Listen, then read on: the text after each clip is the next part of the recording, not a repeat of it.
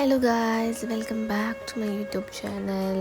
ഇന്ന് നിങ്ങളെല്ലാവരും കാണാൻ പോകുന്നത് എൻ്റെ ഒരു one of the most memorable ആയിട്ട് ക്രിയേറ്റ് ചെയ്ത ഒരു ജേർണിയുടെ ഒരു ട്രാവൽ ബ്ലോഗാണ്. കുറേ നാളായിട്ട് പ്ലാൻ ചെയ്ത് നടക്കാണ്ട് പോയിട്ടുള്ള ഒരു ട്രാവലാണ്. ബേസിക്കലി അത് ഈ റാമോജി ഫിലിം സിറ്റിയിലോട്ട് എന്ന രീതിയിലല്ല, ബട്ട് പാരൻസിനെയും കൊണ്ട് എൻ്റെ ഒരു സ്വന്തം എക്സ്പെൻസിൽ അവരെ രണ്ടുപേരെയും ഒരു ട്രിപ്പ് കൊണ്ടുപോകണം എന്ന രീതിയിലായിരുന്നു plan. And that got to be Ramoji film city in ഹൈദരാബാദിൽ ഒരുപാട് പ്ലേസസ് നമ്മൾ അങ്ങനെ കവർ ചെയ്യാൻ പറ്റിയില്ലെങ്കിലും മെയിൻ ആയിട്ടുള്ള സ്പോട്ടൊക്കെ എനിക്ക് അവരെ കൊണ്ട് കാണിക്കാൻ പറ്റി. And one of the most important place in Hyderabad is Ramoji film city.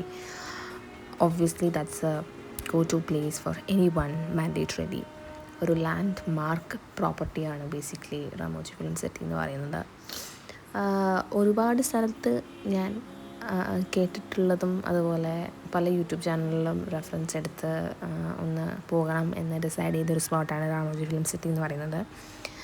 And as you are seeing, ഇതിലൊരുപാട് നല്ല വ്യത്യസ്തമായിട്ടുള്ള പല ഷൂട്ടിംഗ് സ്പോട്ടും കാണാൻ പറ്റും. ആൻഡ് മലയാളത്തിലും ഹിന്ദിയിലും തമിഴിലും ഈവൻ ഹോളിവുഡിലും വരെയുള്ള ലോകമെമ്പാടുമുള്ള ഒരു ഫിലിം സിറ്റി ഷൂട്ടിംഗ് സ്പോട്ടാണ്. ആൻഡ് ഇത് എനിക്ക് തോന്നുന്നു 1993 ആണ് ഇവർ ഇതിനൊരു എൻലാർജ് വേർഷൻ ഒക്കെ ഉണ്ടാക്കുന്നത്. 1986 തൊട്ടാണ് ഈ ഒരു സിറ്റി സ്പോട്ട് അവർ ടൂറിസ്റ്റ് കേന്ദ്രമായിട്ട് മാറ്റുന്നത്. പണ്ട് കാലത്ത് ഒരുപാട് ഫിലിമുകൾ ഇവിടെ ഷൂട്ട് ചെയ്തിട്ടുണ്ട്, തെലുങ്കിലും തമിഴിലും കന്നഡയിലും മലയാളത്തിലൊക്കെ ആയിട്ട്. ആൻഡ് പോകെ നമുക്ക് ഇവിടെ ഓരോ സ്പോട്ടും ഏതൊക്കെ സിനിമയാണ് അവർ ഷൂട്ട് ചെയ്തിരിക്കുന്ന ഒരു നരേഷൻ പോകുന്നുണ്ട്. അതെല്ലാം ഞാൻ നിങ്ങൾക്ക് പറഞ്ഞുതരാം. ആദ്യമായിട്ട് നമ്മൾ കയറി ചെന്നത് എങ്ങനെയാണ് ഒരു ഫിലിമിൽ ഷൂട്ടിംഗ് എത്രത്തോളം ബാക്ക്ഗ്രൗണ്ട് എഫേർട്ടിൽ ആണ് വർക്ക് ചെയ്യുന്നത് എന്നതിൻ്റെ ഒരു ക്ലാസ് എടുക്കുന്ന രീതിയിൽ നമ്മളൊരു ഷൂട്ടിംഗ് സ്പോട്ടിലോട്ട് കൊണ്ടുപോവാണ്. ആൻഡ് അവിടെ ഒരു ലൈവായിട്ട് ഒരു ഷൂട്ടിംഗ് എങ്ങനെയായിരിക്കും പൊതുവെ ഉണ്ടാവാൻ ചാൻസസ്, ഇതുപോലത്തെ ലൊക്കേഷൻസ് വെച്ച് എങ്ങനെയാണ് സിനിമയിൽ അവർ ഷൂട്ട് ചെയ്യുന്നതെന്നുള്ളൊരു നരേഷനാണ് നമുക്ക് ആദ്യമായിട്ടൊരു ക്ലാസ് പോലെ എടുത്തത്. And it was very interesting. ഓഡിയൻസിൽ നിന്ന് 2-3 പേരെ വിളിച്ച് അവർക്ക് ഒരു ഒരു ആക്ട് പോലെ പ്ലേ പോലെയൊക്കെ ചെയ്തിട്ടാണ്. ആൻഡ് ഇവരാദ്യം ഫസ്റ്റ് കാണിക്കുന്ന ഒരു കാര്യം എന്താണെന്ന് വെച്ച് കഴിഞ്ഞാൽ സൗണ്ട് എത്രത്തോളം ഇമ്പോർട്ടൻ്റ് ആണ് സിനിമയിൽ, ആൻഡ് സൗണ്ട് ഇഫക്റ്റ് എത്രത്തോളം ഇമ്പോർട്ടൻ്റ് ആണ് എന്നതിനെ പറ്റിയിട്ടുള്ളൊരു ക്ലാസ്സും കാര്യങ്ങളൊക്കെ ആയിരുന്നു. And that was very good, നല്ല ഫണ്ണായിരുന്നു. പിന്നെ നമ്മളെ കൊണ്ടുപോകുന്നത് ഒരു ആർട്ട് ഗാലറി പോലെ ഒരു ടൂറാണ്, ഒരു ഇൻഡോർ ടൂർ എന്ന് പറയാം. അത് നമ്മളിങ്ങനെ ഒരു മൂവിങ് ട്രെയിനിൽ നമുക്കകത്ത് ഒരു ആർട്ട് ഗാലറി പോലെ അവർ ചെയ്തിരിക്കുന്ന ഒരു ആർട്ടിഫിഷ്യൽ ഒരു മ്യൂസിയമാണ്. അതിലവർ ചെയ്തിരിക്കുന്ന ഓരോ ആർട്ട് വർക്കും നമുക്ക് കണ്ട് രസിക്കാവുന്ന, അവരിങ്ങനെ ലൈറ്റ്സ് ഓൺ ആകുന്നതും ഓഫ് ആകുന്നതും പല സ്പോട്ടും പല ഡോൾസ് ആൻഡ് പല ഡോൾസസ്, അങ്ങനെ ഒരു നല്ലൊരു ആംബിയൻസ് ക്രിയേഷൻ എത്രത്തോളമാണ് സിനിമയിൽ, ആംബിയൻസ് ക്രിയേഷൻ എങ്ങനെയാണ് അവർ ക്രിയേറ്റ് ചെയ്യുന്നത്, ഒരു പ്രോട്ടോടൈപ്പ് പോലെയാണ് അവർ ഈ ഒരു ഏരിയ മൊത്തത്തിൽ ഡെക്കോർ ചെയ്ത് വെച്ചിരിക്കുന്നത്. ആൻഡ് ഞാനിവിടെ കാണിക്കുന്നതിൻ്റെ ഭംഗി എത്രത്തോളം ഈ ക്യാമറ വിഷ്വൽസിൽ കാണാൻ പറ്റുന്നുണ്ടെന്ന് എനിക്കറിയില്ല. ബിക്കോസ് നേരിട്ട് കാണുമ്പോൾ നമുക്ക് പെട്ടെന്ന് ആ ഒരു സ്പോണ്ടേനിയസ് ചേഞ്ചും ഡെക്കോറൊക്കെ വരുമ്പോഴേക്കും നല്ല രസമാണ് കാണാൻ. ഇൻ ടോട്ടൽ ഏകദേശം ഇതിൽ റാമോജി ഫിലിം സിറ്റി എന്ന് പറയുന്നത് മോർ ദാൻ 1000+ ഓഫ് ഏക്കറാണ് ഈ ഒരു ഫുൾ പ്രോപ്പർട്ടി എന്ന് പറയുന്നത്. അതിൽ പല സെക്ടേഴ്സായിട്ടാണ് അവർ ഡിവൈഡ് ചെയ്തിരിക്കുന്നത്. ഇൻഡോർ ഷൂട്ടിംഗ് ലൊക്കേഷൻസ് ഉണ്ട്, ഔട്ട്ഡോർ ഷൂട്ടിംഗ് ലൊക്കേഷൻസ് ഉണ്ട്. ലൈക്ക് ഫോർ എക്സാമ്പിൾ നമുക്ക് ആർട്ടിഫിഷ്യൽ ആയിട്ട് കാണിക്കേണ്ട ചില ഷൂട്ടിംഗ് സ്പോട്ടൊക്കെ എങ്ങനെയായിരിക്കണം, അതിന് വേണ്ടിയിട്ട് സ്പെഷ്യൽ ഒരു ഗ്യാരേജ് മാതിരിയൊക്കെ പ്രിപ്പയർ ചെയ്തിട്ടുള്ള ലൊക്കേഷൻ ഉണ്ട്. ആൻഡ് എത്രത്തോളമാണ് ഇൻഡോർ ലൊക്കേഷൻസിനകത്ത് വരുന്ന ആർട്ട് എഫേർട്ട്, അത് എത്രത്തോളമാണ് അവർ പ്രിപ്പയർ ചെയ്യുന്നത്, അതിൻ്റെ ഒരു സ്മോൾ ക്ലാസ്സസും അതുപോലെ എങ്ങനെയാണ് പ്രിപ്പയർ ചെയ്യുന്നതെന്നൊക്കെയുള്ളൊരു ലൈവ് സെഷൻസൊക്കെ നമുക്ക് ഈ ഒരു രാമോജി ഫിലിം സിറ്റിക്കകത്ത് നമുക്കിങ്ങനെ കാണാൻ പറ്റുന്നതാണ്. ഇൻഡോർ ആർട്ട് ഗാലറിക്ക് ശേഷം ഞങ്ങൾ എല്ലാവരും ലഞ്ച് കഴിക്കാൻ വേണ്ടി പോയിട്ടുണ്ടായിരുന്നു. നമ്മുടെ ടിക്കറ്റ് ചാർജ് ഏകദേശം 1700 സംതിങ് ആണ്. ഇൻക്ലൂഡിങ് ഫുഡാണെങ്കിൽ 2800 വരുന്നത്. ബട്ട് നല്ല ബുഫേ ആണ് ഇവിടെ വന്നിരിക്കുന്നത്. It's very good place to have food. അതുകൊണ്ട് രണ്ടും കൂടെ ചേർത്ത് കോംബോ എടുക്കാനേ ഞാൻ പറയത്തുള്ളൂ.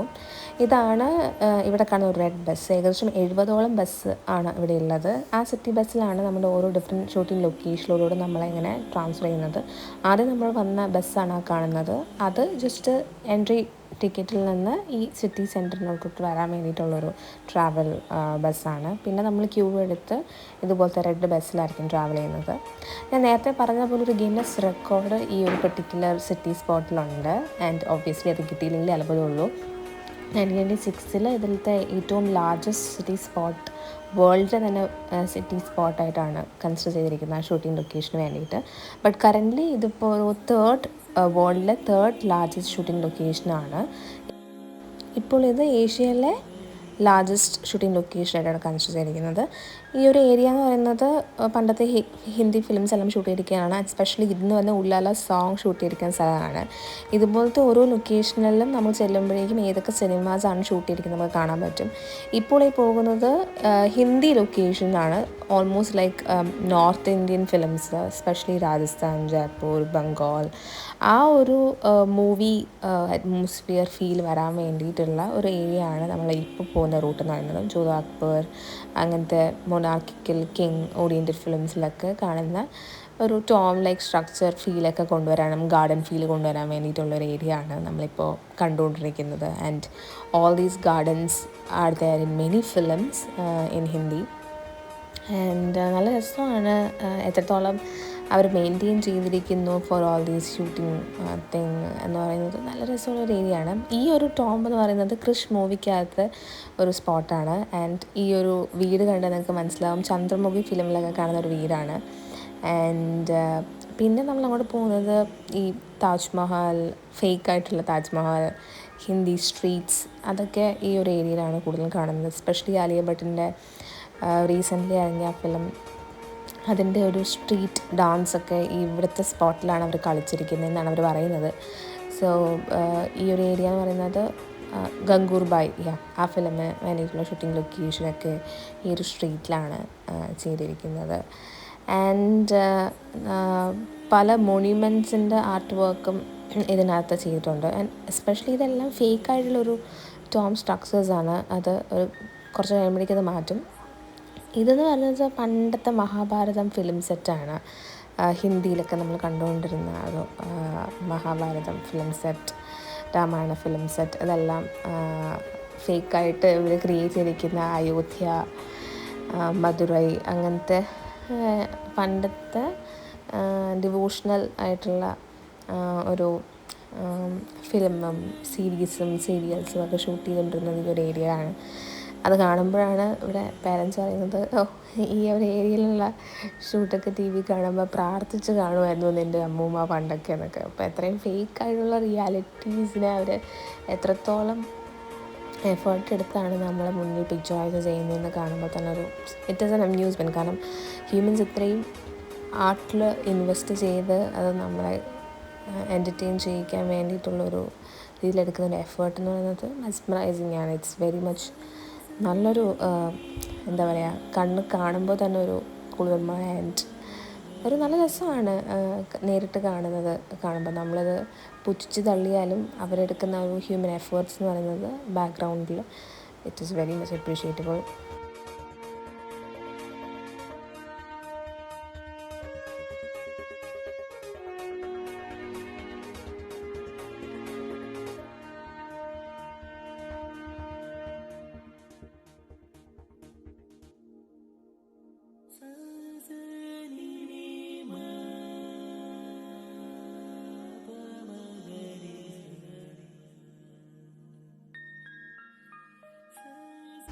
പിന്നെ നമ്മൾ എത്തിയിരിക്കുന്ന സ്പോട്ടാണ് എല്ലാ സിനിമയ്ക്കകത്തുള്ള ഒരു train location, railway station location. ട്രെയിനിൽ കണ്ടോ, അതിൽ വീല് കണ്ടോ, നിങ്ങൾ ശ്രദ്ധിച്ചാൽ മനസ്സിലാവും. ആൻഡ് അവിടെ പിന്നെ എൻ്റെ അച്ഛനും ഷാറുഖ് ഖാനും കജോളും ഒക്കെ ആകാൻ വേണ്ടി ഒന്ന് ട്രൈ നടത്തിയതാണ്. It was funny. ലൈവായിട്ട് അവരിങ്ങനെ ഷൂട്ട് ചെയ്യുന്നതും ഡാൻസ് കളിക്കുന്നതും റെയിൽവേ സ്റ്റേഷനിലുള്ള ഓരോ മിമിക്കിങ് അതെല്ലാം അവർ നമുക്കവിടെ ഒരു സെഷൻ പോലെ എടുത്ത് കാണിച്ചു തരും. നല്ല രസമാണ് എങ്ങനെയാണ് അവർ ഷൂട്ട് ചെയ്യുന്നത്, ആ ഒരു ഫ്രെയിം അവരെങ്ങനെയാണ് സെറ്റ് ചെയ്യുന്നത്, ആ ഫ്രെയിമിൽ എങ്ങനെയാണ് ആക്ടേഴ്സിനെ വെച്ച് അവരത് കാണിക്കുന്നതെന്നൊക്കെ കാണിക്കുമ്പോൾ ഒരു നല്ല രസമാണ്. ഓൾ ടുഗെദർ എങ്ങനെയാണ് ബിഹൈൻഡ് ക്യാമറ വർക്ക് ചെയ്യുന്നതെന്ന് കാണുമ്പോൾ തന്നെ ഒരു ഫാസിനേറ്റിംഗ് ആണ്. നമ്മളവിടെ ചെല്ലുമ്പോൾ തന്നെ വേറെ ഒരുപാട് ഷൂട്ടിങ്സ് ഒക്കെ നടക്കുന്നുണ്ട്. അതെല്ലാം നമുക്കിങ്ങനെ വഴിയിലൂടെ പോകുമ്പോൾ ഇങ്ങനെ കാണിക്കും. ഈ ടൂറിസ്റ്റ് ആയിട്ടുള്ള ആൾക്കാരും അതുപോലെ തന്നെ റിയൽ ഷൂട്ടിംഗ് നടക്കുന്നവരുമായിട്ട് ഒരു രീതിയിൽ കൊലീഷനും ഉണ്ടാവാണ്ട് അവരത് ഹൈ പ്രൊഫൈൽ അത് മെയിൻറ്റെയിൻ ചെയ്യുന്നതും ഇറ്റ്സ് വെരി നൈസ്. പിന്നെ ഞാൻ നേരത്തെ പറഞ്ഞ പോലെ തന്നെ നമുക്ക് പല കൈൻഡ് ഓഫ് ഷൂട്ടിംഗ് ലൊക്കേഷനൊക്കെ നമ്മുടെ കാട് വേണമെങ്കിൽ കാടുണ്ട്, ഒരു പാടം വേണമെങ്കിൽ പാടമുണ്ട്, കൃഷി നടക്കുന്ന സ്ഥലമാണെങ്കിൽ അതുണ്ട്. അതെല്ലാം ഇങ്ങനെ ഓരോ സ്പോട്ടായിട്ട് ഒരു ഡിഫറൻഷ്യേറ്റ് ചെയ്ത് വെച്ചിട്ടുണ്ട്. ആൻഡ് ഇപ്പോൾ ആസ് യു ഗൈസ് സീ ഇതാണ് നമ്മുടെ ബാഹുബലി സെറ്റ്. ഓബിയസ്ലി രാമോദി ഫിലിം സെറ്റിൽ വന്നു കഴിഞ്ഞാൽ മോസ്റ്റ് മാൻഡേറ്ററി പോകുന്ന ഒരു സ്പോട്ടാണ്. ആൻഡ് മാൻഡേറ്ററി പിക്സ് ഇവിടെ നിന്ന് എടുക്കാറുണ്ട്. ആൻഡ് ഇതിനകത്ത് അവർ ഓരോ കുഞ്ഞു കുഞ്ഞ് എല്ലാം ബാഹുബലിയുടെ ഉണ്ടെന്ന് ചോദിച്ചു കഴിഞ്ഞാൽ അങ്ങനെയൊന്നുമില്ല. പകരം മെയിനായിട്ട് ആ ഒരു സിനിമയ്ക്കകത്ത് കാണിക്കുന്ന ഇമ്പോർട്ടൻ്റ് ആയിട്ടുള്ള കുറേ സ്പോട്ടുകൾ അവർ അതിൻ്റെ ഒരു മിനി വേർഷൻ പോലെ കാണിക്കുന്നുണ്ട്. പ്ലസ് ഇമ്പോർട്ടൻ്റ് ആയിട്ടുള്ള നമ്മൾ കണ്ടിട്ടുള്ള ഒരു സീൻ അതിൻ്റെ ഒരു ചെറിയൊരു വേർഷൻ, അല്ലാണ്ട് ഫുൾ സെറ്റ് ആസ് എ ഹോളൊന്നും അവിടെ ഇല്ല. ബട്ട് ദെൻ മെയിനായിട്ടുള്ള ഒരു ഏരിയ അവിടെ എടുത്ത് കാണിക്കുന്നുണ്ട്. തീക്കനൽ ശ്വാസമായി നെഞ്ചിലോ മുറിവുമായി വരണ്ടു പോയ മിഴികൾ കാക്കവേ കാഴ്ചയൊന്നിനെ കാട്ടിടുവാൻ സാക്ഷി ചൊല്ലുമീ വിലങ്ങുകൾ. ദേശമേ ഉണർന്നു വരൂ,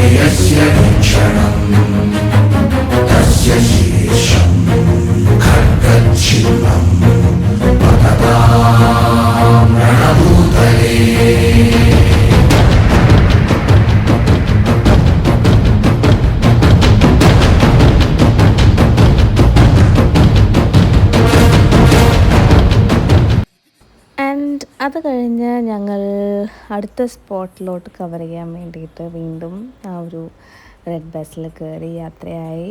വി വർ ജസ്റ്റ് ടോക്കിംഗ്. ആ ഒരു കണ്ട സെറ്റും കാര്യങ്ങളും പോയ വഴികളും ഒക്കെ എത്രത്തോളം അവർ വലിയ രീതിയിലാണ് അത് കൺസ്ട്രക്ട് ചെയ്തിരിക്കുന്നതും മെയിൻറ്റെയിൻ ചെയ്യുന്നതുമൊക്കെ. പിന്നെ നമുക്ക് അവിടെ തന്നെ കുറേ ഒരു കൈൻഡ് ഓഫ് ആക്ടിവിറ്റി ഉണ്ട്. അത് നമുക്ക് പൈസ കൊടുത്ത് ചെയ്യേണ്ട എക്സ്ട്രാ പേയ്മെൻറ്റാണ്. ദെൻ നമ്മൾ കയറി ചെന്നത് അവതാർ സ്റ്റുഡിയോയിലോട്ടാണ്. യെസ്, അവർക്ക് അവതാർ സ്റ്റുഡിയോ സെറ്റിങ്ങും ഉണ്ട്. അത് ഞാൻ പറയുമ്പോൾ തന്നെ നമുക്ക് മനസ്സിലാവും ആനിമേഷൻ ഫിലിം മൂവി സെറ്റ്സ് ഒക്കെ എങ്ങനെയാണ് അവർ മെയിൻറ്റെയിൻ ചെയ്യുന്നതും എങ്ങനെയാണ് അവർ പ്രിപ്പയർ ചെയ്തിരിക്കുന്നതും അതെങ്ങനെയാണ് അവർ വിഷ്വലി അതിൻ്റെ റിഫ്ലക്ഷൻസൊക്കെ എങ്ങനെയാണ് അത് അവർ പ്രോസസ്സ് ചെയ്യുന്നതെന്നൊക്കെയുള്ളൊരു ലൈവ് സെഷൻ അവർ നമുക്കിങ്ങനെ കാണിച്ചു തരുന്നതാണ്. ആൻഡ് അതും എങ്ങനെയാണെന്ന് നമ്മൾ ഒബ്വിയസ്ലി യൂട്യൂബിലൊക്കെ കണ്ടിട്ടുള്ള പോലെയും പല സിനിമേൻ്റെ ബാക്ക്ഗ്രൗണ്ട് ക്ലിപ്സിനകത്ത് കാണുന്ന പോലെയൊക്കെ തന്നെയാണ് ഇവിടെ അത് കാണിക്കുന്നത്. നമ്മൾ നേരിട്ട് കാണുമ്പോൾ അതിൻ്റേതായിട്ടുള്ളൊരു ഡിഫറൻസ് ഉണ്ട്. പിന്നെ നിമിഷ നേരം കൊണ്ട് നമ്മൾ പാരീസ്, US എന്നീ സ്ഥലങ്ങളിൽ എത്തിച്ചേരുന്ന പോലെ അവരെ നമ്മൾ ലൈവായിട്ട് കുറേ ചേഞ്ച് ഇൻ വിഷ്വൽസ് നമ്മളെ കാണിക്കും. നമ്മൾ നിൽക്കുന്ന സ്പോട്ട് നമ്മളെ എന്തായിട്ട് മാറും എന്ന രീതിയിൽ. ഇതിൻ്റെ ഗ്രാഫിക്സും കാര്യങ്ങളൊക്കെ വളരെ ലോ സ്റ്റേജിലാണ് ഇപ്പോൾ നമ്മൾ കാണിക്കുന്നത്. അതിൻ്റെ ആർട്ടും അതിൻ്റെ ആർട്ടിസ്റ്റിക് റിയാലിറ്റി ഫ്യൂഷനൊക്കെ അവർ ഹൈ ലെവൽ ഓഫ് രീതിയിലോട്ട് പിന്നെ മാറ്റാറുണ്ട്. ഈ ഒരു ലൊക്കേഷനാണ് എന്നെ കുറച്ചും കൂടെ ഫാസിനേറ്റഡ് ആക്കിയത്. കാരണം ഈ ഒരു ലൊക്കേഷനാണ് ഉദിതാണ് താരം എന്ന ഫിലിമിനെ നമ്മുടെ ശ്രീനിവാസൻ വന്ന് നിൽക്കുന്ന ഒരു സ്പോട്ടും അവിടുത്തെ ഡാൻസും അങ്ങനത്തെ അവിടുത്തെ കുറേ ആ ഒരു സിനിമ എന്തായിട്ടുള്ള ഒട്ടുമിക്ക മെജോറിറ്റി ഷോട്ട്സും ഈ ഒരു ഏരിയയിലാണ് കൂടുതലും ഷൂട്ട് ചെയ്തിരിക്കുന്നത്. ആൻഡ് എനിക്ക് ഈ ഒരു സ്പോട്ട് എവിടെയാണ് എന്നതായിരുന്നു കയറിയപ്പോൾ തൊട്ടുള്ള എൻ്റെ ഒരു ആകാംക്ഷ ഉണ്ടായിരുന്നത്. പിന്നെ ഈ ബിൽഡിങ്സൊക്കെ ഒരു യൂറോപ്യൻ സ്ട്രക്ചറിലാണ് അവർ കൂടുതലും കാണിക്കുന്നത്. ആൻഡ് ഈ ലൊക്കേഷൻ നിങ്ങൾ ശ്രദ്ധിച്ചിട്ടുണ്ടെന്നുണ്ടെങ്കിൽ മനസ്സിലാവും, വെട്ടം മൂവിയുടെ ലൊക്കേഷനാണ്. അതായത് എസ്പെഷ്യലി അകത്തെ ആ ഒരു ഫ്ലൈറ്റ് സീക്വൻസ് ഒക്കെ എടുത്തിരിക്കുന്നത്. ഒട്ടുമിക്ക flight sequence of Hindi and Tamil, Telugu ഒക്കെ അതിനകത്ത് കാണിക്കുന്നുണ്ട്. അമ്മ was very excited. All together ഫണ്ണായിരുന്നു. പുള്ളിക്കാരിക്ക് വന്നപ്പോൾ തന്നെ പറയുന്നുണ്ടായിരുന്നു വരാതിരുന്നെങ്കിൽ ഒരു നല്ല നഷ്ടമായി പോയതിനൊക്കെ. സോ പുള്ളിക്കാരിക്ക് വളരെയധികം എൻജോയ് ചെയ്തുകൊണ്ട് ഞാൻ സൂപ്പർ ഹാപ്പി ആയിരുന്നു ആ ഒരു കേസിൽ. പിന്നെ നമ്മളെ കൊണ്ടുപോകുന്നത് നേരത്തെ പറഞ്ഞ രാജസ്ഥാൻ ആ ഒരു ഏരിയയിലും പിന്നെ ഭോപ്പാൽ, നേപ്പാൾ അങ്ങനത്തെ ഓരോ വിഷ്വൽസ് സിനിമയിൽ കാണിക്കണമെന്നുണ്ടെങ്കിൽ നേരെ ഈ ഒരു ലൊക്കേഷൻ പിടിക്കുക, അവരവിടെ ഷൂട്ട് ചെയ്യുന്നു, ഫ്രെയിം സെറ്റ് ചെയ്യുന്നു, അതിനൊന്ന് ബാക്ക്ഗ്രൗണ്ട് ആയിട്ടുള്ള ഏരിയ ലൊക്കേഷൻസൊക്കെ അവർ അതിനനുസരിച്ച് കാണിച്ച് ബ്യൂട്ടിഫുള്ളി അത് ഗാർഡൻ ആയിക്കോട്ടെ. ഏകദേശം 24ഓളം മിനിമം 24 ഗാർഡൻസാണ് ഈ ഒരു ഫുൾ ഏരിയയിൽ അവർ മെയിൻറ്റെയിൻ ചെയ്തിരിക്കുന്നത്. ആ ഗാർഡൻസ് തന്നെ പല ടൈപ്പുണ്ട്. പല സിറ്റി രീതിയിൽ ഗാർഡൻസ് അവർ മെയിൻറ്റെയിൻ ചെയ്തിട്ടുണ്ട്. പല കൺട്രി ടൈപ്പ് കാണിക്കാൻ വേണ്ടിയിട്ട് മെയിൻറ്റെയിൻ ചെയ്തിട്ടുണ്ട്. ആൻഡ് രാവിലെ ഷൂട്ടിങ്, ഉച്ചയ്ക്കത്തെ ഷൂട്ടിങ്, വൈകുന്നേരത്തെ ഷൂട്ടിങ്, ഈ ഒരു ടൈം അനുസരിച്ച് ഷൂട്ടിങ്ങിന് വേണ്ടിയിട്ട് അവരവരുടെ ലൊക്കേഷൻസിനെ മാറ്റുന്ന രീതികളുമൊക്കെ നമുക്കവിടെ ലൈവായിട്ട് ഡെമോൺസ്ട്രേറ്റ് ചെയ്യുന്നുണ്ടായിരുന്നു.